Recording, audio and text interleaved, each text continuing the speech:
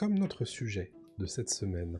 Un sujet magnifique, on a décidé de le dédier à la durée des films, puisque il y a eu la diffusion sur Internet d'un sondage qui est sorti aux États-Unis cette semaine.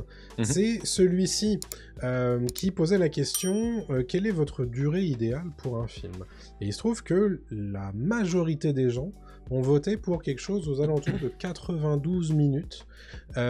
C'est Talker Research qui a publié ce sondage qui a été conduit tout au long du mois d'avril sur 2000 Américains, et donc leur durée préférée ce serait 92 minutes. Il y a 15% des votants qui ont dit que plus de 2 heures c'était ok pour eux, et 2% seulement qui ont dit que 2 heures et demie c'était ok pour eux. Donc ça montre bien qu'il y a une envie de la part des Américains, du moins, à arrêter un petit peu avec les films marathons. C'est la conclusion de ce sondage-là. Alors évidemment, on peut parler de la méthodologie des sondages, etc. Mais nous, c'est vraiment histoire de rebondir sur tout ça. Est-ce que on peut vraiment trouver une durée idéale à un film? Est-ce qu'on peut dire qu'un film, ça doit être X minutes et après, c'est trop long? Bah, c'est compliqué, évidemment, de dire ça, mais pour moi, il n'y a pas forcément de durée idéale d'un film, mais il y a des durées pratiques pour un film. Et il y a des films qui ne méritent pas une durée trop longue, notamment des comédies romantiques, notamment des films d'action, etc., etc. Il y a évidemment des genres qui se prêtent mieux à des films plus longs. La science-fiction, je sais pas, les biopics, la fantasy, des choses comme ça. Tu vas pas raconter la vie d'Oppenheimer en 1h30. C'est compliqué. Voilà, 3 heures, c'est vrai que c'est plus logique. Un film d'horreur qui dure 3 heures, c'est chiant. Un film d'horreur qui dure 1h20, 1h30, c'est mieux. Parce que tout ça pour garder le spectateur en haleine, pour qu'il y ait des rebondissements, etc. En fait, c'est ça, c'est aussi de tenir un spectateur sur la durée, avec un rythme, avec quelque chose. Il faut un matériau solide, quoi. C'est marrant parce que là, j'ai maté Une nuit en enfer. Oui, Une nuit en enfer. Il y a pas longtemps, j'ai confondu avec Une journée en enfer. Non, c'est bien Une nuit en enfer avec Georges Clooney, avec Tarantino, etc. et Harvey Keitel, pour ceux qui l'ont pas vu. Donc c'est le film d'horreur de Robert Rodriguez où Georges Clooney et Harvey Keitel et Tarantino se retrouvent dans un bar de vampires et de survivre pendant toute une nuit. Je l'ai vu petit, je sais c'est pas bien, ça m'a un peu traumatisé quand j'étais petit, mais j'adorais ce film quand j'étais petit, mais il est quand même très traumatisant, et quand je revois les effets spéciaux, des fois je faisais putain, ça fait quand même un peu peur. Et dans ma tête, quand j'étais gamin, ce film durait 4 heures, tu vois. Je le remate, il dure 1h20, tu vois, et je fais, il se passe tellement de choses, et en fait, c'est un film où je me dis, dans les années 90, souvent on se faisait pas chier, et en fait on faisait tenir le truc, on avançait, on avait un rythme qui était soutenu, et on avançait, et on s'emmerdait pas avec des explications parfois trop longues, trop techniques pour justifier ce que fait tel perso, etc., quoi. Et je me dis, c'est parfait, la durée elle est géniale, et t'as pas besoin d'en savoir plus sur lui, t'as pas besoin de et on faisait confiance au spectateur. Je dis ça, là, je vais peut-être trop loin tout de suite, mais on faisait confiance au spectateur pour connecter les points et tu vois, et se faire sa propre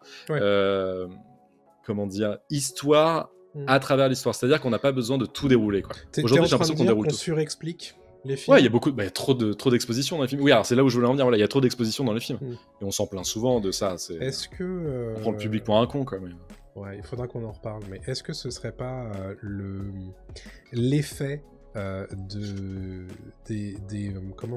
des critiques sur YouTube, tu sais, CinemaSins, c'est tout ça. Les CinemaSins. Ouais, qui marchent plus aujourd'hui, mais à une époque, quoi. Qui quelque part ont fait un peu de mal quand même à Hollywood de ce point de vue-là, en te disant ah bah non, là il y a un faux raccord, là c'est mal expliqué, là on comprend pas pourquoi il fait ça, là machin, machin. Et en fait, tout le monde est un peu devenu comme ça sur Internet, même si CinemaSins ça marche plus tant que ça. T'as l'impression que il faut tout surexpliquer. Et au bout d'un moment, en fait, c'est lourd. Moi ça gâche, en fait. J'étais consommateur au bout d'un moment, mais après j'ai arrêté. Je fais, c'est un peu rance quand même ce truc. Et c'est vrai que, alors, on va pas se mentir, c'est sans doute pas la cause principale. Hein. de tout ça. Mm. Mais c'est connexe quand même avec un sujet dont on a parlé il y a quelques mois, je pense. Ça devait être fin 2023, où on parlait justement de pourquoi les gens allaient moins au cinéma et regardaient plus en streaming. Et les gens disaient que la durée des films, c'était compliqué pour eux parce que c'est plus simple de pouvoir mettre pause, etc., etc. Ouais. Et donc, sur le côté durée des films, moi, alors, j'ai bien aimé la petite info de Franck, le petit constat de Franck dans le chat, c'est, d'un point de vue de producteur, la durée idéale, c'est le fait de pouvoir mettre le plus de séances possible dans une salle de cinéma. Donc Oui. ça devrait être plutôt aux alentours d'1h30, 2h. Mais dans les faits, les films qui marchent le mieux au box-office ces 15 dernières années, c'est des films qui font quasiment tous 2h30 ou plus. Et tu regarderas, le seul à être... si tu regardes les 10 premiers films en termes de revenus, ils font tous 2 heures, plus de 2 heures, sauf Le Roi Lion 2019 je crois, qui fait 1h58. Et donc ça montre bien que quelque part, c'est plus vraiment cette donnée-là qui intéresse le producteur. En revanche, les films longs, à une époque, tu aurais pu te dire, les producteurs, ils auraient bien aimé les couper un peu plus pour que tu puisses mettre une séance de plus dans la journée, et donc faire plus de rentabilité par semaine. Mais quelque part, c'est un peu sorti de tout ça. Alors, est-ce que c'est aussi parce que ces films-là sont sur des thématiques qui, de fait, sont plus longues? Mais pas vraiment, parce que certes, t'as Avatar. Avatar, c'est des films qui ont besoin d'avoir beaucoup d'exposition, c'est des films à lore, donc à univers, donc qui se présentent tout le temps à toi. Mais si tu regardes les films de super-héros, par exemple, est-ce que c'est vraiment nécessaire qu'il y en ait pour 2h30 ? Non. Pas forcément. Est-ce que Mission Impossible 7, au hasard, a besoin de faire 2h30 et d'être autant exposition land? Ça, c'est un truc dont on a beaucoup parlé dans notre critique de Pop Tier l'été dernier. C'est que Mission Impossible 7, au demeurant relativement sympathique sur certaines de ses scènes d'action, est chiant à mourir au bout d'un moment, puisqu'il ne fait que te blablater à la tronche pour te justifier ces enjeux dont tu te fiches. Et quelque part, je pense que c'est un peu... tu peux généraliser ça à un certain nombre de films qui sont trop longs. Ouais, mais alors la question, c'est pourquoi ils font ça? Pourquoi autant d'exposition? Pourquoi? Non, mais pourquoi autant d'exposition? Pourquoi autant d'exposition alors qu'on avait... tiens, c'est marrant, on fait pourquoi Monsieur Anderson? Matrix, tu vois, c'est un film... Tu peux regarder la durée, là, je vais pas l'avoir sous les yeux. Matrix, je trouve que c'est un film qui dit ce qu'il faut dire au bon moment, qu'il n'y a pas trop d'exposition, il y a ce qu'il faut, tu vois, de... Comment? 2h16. 2h16, tu vois. Enfin, 2h16. Aujourd'hui, il sortira, on fera un truc. Je pense que Matrix 4, il fait bien plus. Il doit faire au moins 2h. Ouais. 2h28. Ouais. Bon, c'est pas bien plus, mais c'est quand même 10 minutes de plus. Enfin, 12 ça minutes peut de plus. Se sentir quand même. Ouais. Mais oui, je l'ai senti sur le 4. Mais je sais pas, il y a des films, je sais pas. C'est compliqué comme débat. Et moi, je te l'ai toujours dit, je préfère les films qui durent 1h30, 2 heures grand max, tu vois. C'est très bien. Je peux voir des films, et il y a des films que j'adore qui durent 3 heures, entre 2h30 et 3 heures. Évidemment, ça veut pas dire que j'aime pas ces films. Le débat, c'est pas mettre tous les films de plus de 2 heures à la poubelle. Vous vous doutez bien que c'est pas ça. Mais et alors ça vient aussi avec le mode de consommation qu'on a, notamment sur les plateformes et à la maison. C'est vrai qu'aujourd'hui c'est difficile de se dire tiens, je vais me faire un gros film de 2h30 à la maison. Quand on est habitué à regarder des séries, quand on est habitué à regarder des films un peu plus courts, c'est difficile et on a moins de temps aujourd'hui. C'est l'argument de Martin Scorsese autour de Killers of the Flower Moon qui fait 3h30 je crois. Ouais. Et qui disait, non mais attendez, vous êtes capable de regarder la télé pendant 5 heures, vous êtes tout à fait capable d'aller au cinéma regarder un film 3h30. Il a raison. Il a raison. En revanche, je suis le premier à, quand je regarde mon catalogue de DVD ou mon catalogue sur Netflix ou sur Disney+, ou machin, à regarder la durée du film et estimer combien de temps j'ai à lui accorder. Ouais. Et si le film me demande plus de 2 heures, il est assez rare que je le lance si j'ai pas vraiment du temps, si je suis pas en week-end, si je suis pas en vacances, tu peux être sûr que je vais aller regarder autre chose. Parce que c'est un investissement temporel qui est quand même non Lourd. négligeable. Ouais.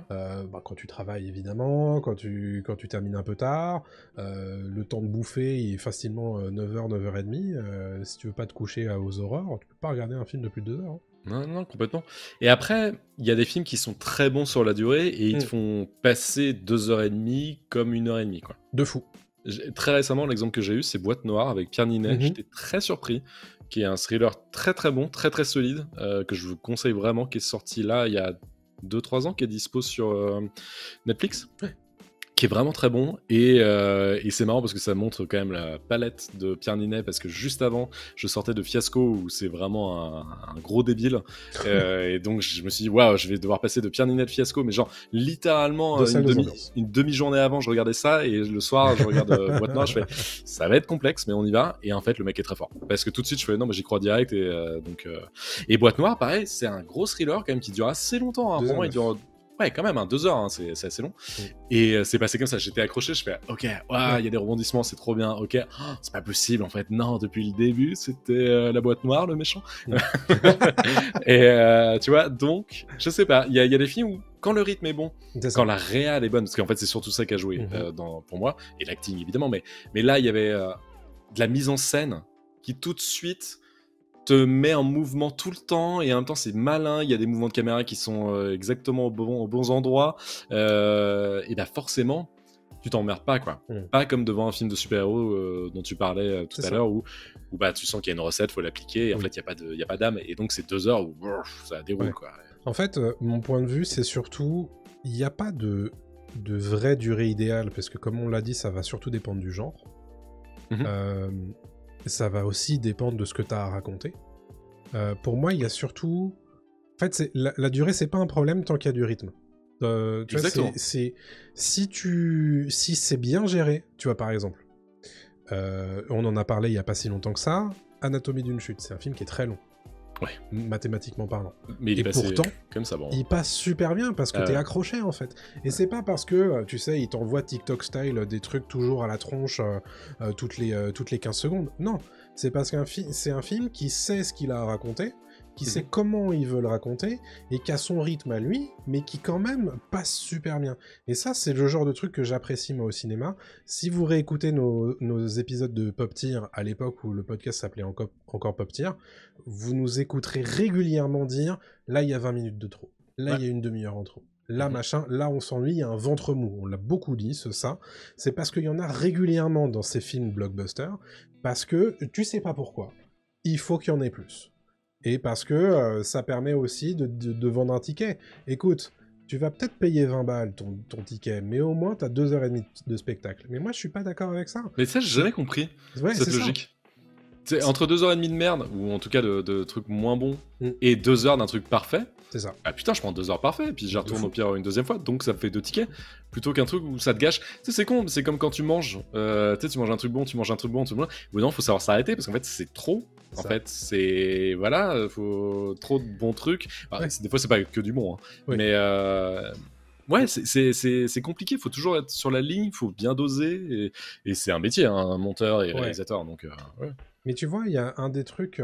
Et producteurs, parce que c'est à eux aussi de... Un exemple assez typique, pour moi, c'est les films d'animation. Regardez les films d'animation de votre enfance, et vous regarderez, ils font tous 1h10, 1h15. Ultra court. Ouais. C'est super court, et pourtant, vous adorez ces films, tu vois. Ouais. Et tu regarderas les films d'animation de maintenant, ils font tous 1h45, 1h50, des trucs comme ça, et tu te dis, mais est-ce que c'est vraiment nécessaire ? Non. Et parfois, pas vraiment. Pour justifier des coups, j'imagine ? Peut-être. Parfois. Mais je trouve qu'il y a une différence entre les films des années 80 et 90 et après, il y a eu une bascule dans les années 2000, 2010, 2020, où vraiment on a commencé à faire des films plus longs, quoi. C'est pas plus mal, hein, mais parce que c'est un autre mode de consommation. C'est juste qu'il y a deux mondes qui s'affrontent en ce moment, quoi. On se posait pas ces questions-là dans les années 80-90, on se disait pas tiens, les films sont trop courts, ou il nous faudrait des films... Oh là là, il nous faudrait vraiment des films de 3h30, hein, parce que sinon...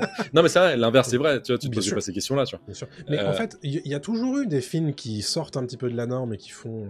des Laurence d'Arabie, des trucs comme ça. Des Laurence d'Arabie, des 10 Commandements, des péplums. Souvent les péplums, c'est des trucs qui durent des heures et qui ont tendance à être un peu longs, on va pas se mentir, mais qui quand même réussissent à te tenir, etc.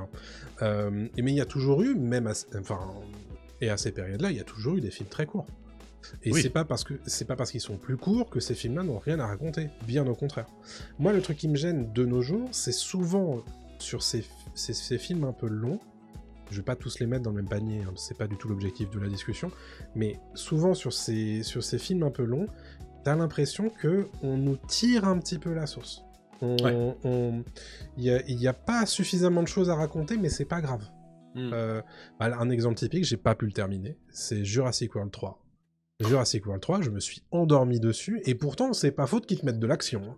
C'est que, mais... Ouais, mais c'est que il est pas bon, c'est pas la durée qui joue. Mais déjà, il est pas bon, c'est sûr. Il est vraiment pas bon. Mais combien de temps il dure ? Je vais regarder. Je sais pas, mais vraiment, c'est pas un bon film, donc voilà. Mais oui, évidemment, si au départ le film est pas bon, t'as pas envie de... Il fait 2 heures, tu vois. Ah, il est pas si long. Donc, quelque part, c'est même pas mon point, mais c'est pour autant, si t'as rien à raconter, bah... Ça pêche un peu, quoi. Évidemment. Mais non, mais c'est un questionnement qui est intéressant. Notamment, je reviens sur le côté série. Parce que... en fait, moi, je consomme vraiment plus les films comme je pouvais les consommer avant. Je me rends compte, les films que je regardais jeune, enfant, ado, jeune adulte, aujourd'hui, je les consomme plus pareil. Parce que je me suis mangé des années et des années de séries et de conso sur les plateformes. Et en fait, je m'ennuie plus vite. Et je suis maintenant, évidemment, sur TikTok, sur Insta, sur des Reels, sur des trucs. En fait, je me force à me concentrer et à être, tu vois, dans l'instant présent. Mais c'est vrai que des fois, ton esprit s'évade un peu. Et parfois, j'ai un problème de concentration aussi, j'avoue. Bah ouais, et ça c'est comme tout le monde, hein. Je pense qu'on a tous un petit peu ce souci-là, quoi. Et c'est là où tu vois les bons réals quand ils arrivent à te tenir sur des films longue durée, alors que tu passes littéralement quand même 3 heures, 3 heures et demie dans une salle de cinéma à pas bouger, quoi. Ouais. Mais c'est sûr. Ouais. J'ai vu une question intéressante de la part de Franck qui dit un film d'1h30 peut-il avoir de la profondeur ? Bah moi, oui, je suis évidemment... Moi, je dis bien sûr. Et j'ai tout de suite pensé à un film. Je suis allé regarder sa durée, il fait 1h28. Il est sorti en 1950, il s'appelle Rashomon. C'est un film d'Akira Kurosawa. Il dure 1h28, et je te défie de dire que ce film n'a pas de profondeur. Et c'est un film qui est passionnant. C'est un vrai chef-d'œuvre, ce film. Il fait pas 1h30. Et pourtant... il a des choses à raconter. Donc, le fait d'être long ne veut pas forcément dire que tu manques de profondeur. Que tu as plus de profondeur que tu as plus de profondeur. Bah, mon film préféré, c'est Lost in Translation, il dure 1h40. Voilà. Et je peux te dire qu'il y a de la profondeur. Hein. C'est quand même deux... il n'y a pas d'action. Hein. Et non, mais la durée ne fait pas la profondeur du film. Heureusement, t'imagines. Putain. Il avait une question connexe, c'est est-ce que l'épique peut être court ? Oui, bah regarde Scott Pilgrim. Scott Pilgrim, c'est méga court. Hein. Scott Pilgrim, il doit faire moins de 2 heures, c'est sûr. Et quand même, la tagline, c'était an epic of epicness. Et si tu peux pas faire plus épique que Scott Pilgrim. 1h50, tu vois. Et je peux te dire, il s'en passe des trucs en 1h50 dans Scott Pilgrim. Hein. Et l'épique, c'est ça. Alors, est-ce qu'on parle d'épique fantasy ou on parle d'épique juste le côté épique des choses, mais juste un film épique? C'est ça. Bullet Train, qui est sorti il n'y a pas si longtemps que ça, c'est un gros film d'action, il se passe plein de trucs, c'est très court, c'est très con, et ça marche très bien. Mais il en faut pas plus, faut pas que ça dure trop longtemps. J'aime bien quand les films savent s'arrêter. Mais ouais. Et tu le sens qu'ils le savent. Tu sens qu'ils savent que faut tracer là, c'est pas grave. Et ça, t'as l'impression que ça se perd un peu. Peut-être dans les cahiers des charges de certaines grosses productions, où tu te dis, bon bah là il me faut la séquence d'introduction, l'exposition, une course-poursuite, l'exposition, le deuxième acte tragique, etc. Et puis bon, puis au bout d'un moment... Après, tu vois, mais il y a des films que j'adore hein, dans les genres qu'on a cités, genre Endgame et Infinity War. Pour moi, c'est des super films épiques qui sont très longs et qui savent qu'ils le sont, mais ça passe super encore, tu vois. Mais tous n'ont pas ce bon goût d'être aussi bien fait. Et je regardais juste un instant la trilogie Retour vers le futur, ils font tous moins de 2 heures. Hein. Et tu peux me dire qu'il se passe pas des trucs profonds, épiques, émouvants, de l'action, des trucs, des films, enfin, je sais pas, c'est les meilleurs films du monde, et tout ça en moins de 2 heures, quoi. Donc, non, je pense que la durée fait pas le bon film, quoi. Le truc, c'est que je pense qu'il y a des réalisateurs qui se disent je vais faire un bon film si je traîne un peu plus. J'ai peut-être une opportunité d'exploiter, d'explorer ce que je veux faire grâce à ce film-là. Et c'est un truc que je te disais dans une émission, on donne trop de liberté au réal en ce moment, je trouve. C'est abusé. On leur dit plus rien en fait. On leur dit faites des films longs, c'est très cool. Alors qu'à une époque, on leur disait merde et ils avaient le droit à leur director's cut plus tard. Ouais. Et ce qui est très bien. Ce qui est très très bien, je trouve. Dans le sens où des fois, il faut savoir dire merde à un réal, quoi. Et c'est un truc d'équipe, hein. C'est pas un seul type ou une seule meuf, quoi. Et il faut savoir couper par moment. Faut savoir couper. Vraiment, faut savoir couper, quoi. C'est ultra important. C'est le rôle d'un producteur, quoi. D'une productrice. Et tout ça, c'est un travail commun et tu dois le sentir, normalement. Et des fois, il y a des trucs, ils le disent souvent en interview, notamment des vieux réals qui disent bah ouais, à l'époque on a fait sauter au moins 1 heure de film parce que en fait ça tenait pas et tout. Aujourd'hui, ça se trouve ils te la mettraient à l'heure de film, tu vois. Il y avait des conséquences en fait, enfin il y avait des enjeux très nets sur les bobines de films, purement et simplement, oui. Où il fallait rentrer dans une certaine catégorie. C'est Donc vrai. Forcément, parce que sinon c'était trop cher, il fallait en racheter une deuxième, etc. etc. C'est vrai. Donc forcément, t'avais tendance à être plus calibré. De nos jours, vu que tout est en numérique, sauf les gros trucs qui se font en IMAX, du Villeneuve, du Nolan et encore, ça doit être les 2 seuls qui le font encore. Oui. Mais à chaque fois maintenant on nous en fait des caisses d'ailleurs sur la taille des bobines IMAX, on s'en tape. Oui, tu vois, c'est ça. Mais ouais, mais vu que tout est en numérique maintenant, ça n'a plus d'importance. Et donc du coup, on peut se permettre de faire des trucs longs, des trucs comme ça, etc. Et de se dire, bah écoute, ça fait 2h45, et puis bah c'est pas grave, ça fera 2h45. Et moi, la puissance du « oui mais c'est comme ça », bah moi ça me va pas en fait. Si tu dis « oui mais ça va manquer », peut-être pas forcément, si tu remontes différemment. Bah oui. Ah oui, non mais clairement. Clairement. Je sais pas, est-ce que c'est un truc de mode, peut-être je sais pas. Ça marche avec des grands réals, avec du Nolan, avec du Villeneuve, etc. Donc les autres se disent tiens, je peux peut-être m'infiltrer dans la brèche et je vais tenter. Heureusement, tout le monde le fait pas, quoi. Et encore une fois aussi, si tu regardes juste les chiffres, la durée d'un film ne fait pas le succès d'un film. Regarde Artus, là on en parlait en point box-office. Son film il doit faire quoi, 1h20, 30, 40 30, allez, je dirais.